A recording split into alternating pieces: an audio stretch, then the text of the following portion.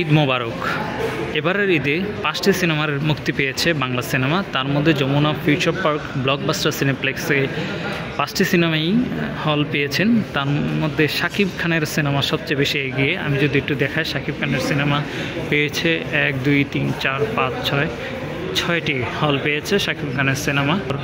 অগান্তি এই সিনেমা পেয়েছে 2টি শো। ড্রাক ওয়ার্ল্ড এই সিনেমাটি রিলিজ হয়েছে, এটি পেয়েছে একটি।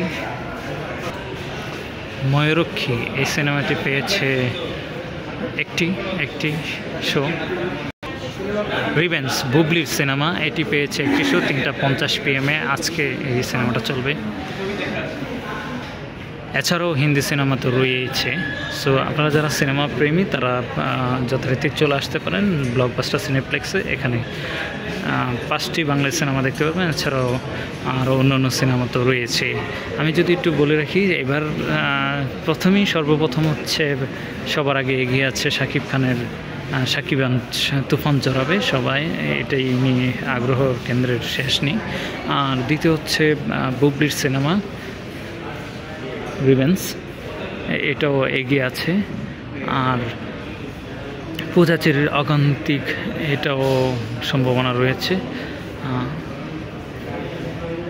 ড্রাক ওয়ার্ল্ড এটাও কলকাতার মিমের সিনেমা।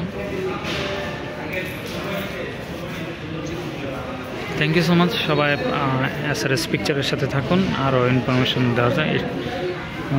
আমি একটু পরে আরেকটা ভিডিও আপ করবো, সেটা হচ্ছে রাজধানী স্টার সিনেপ্লেক্সে কী সিনেমা চলতেছে সেটার ইনফরমেশন দেওয়ার চেষ্টা করব। ভালো থাকবেন সবাই।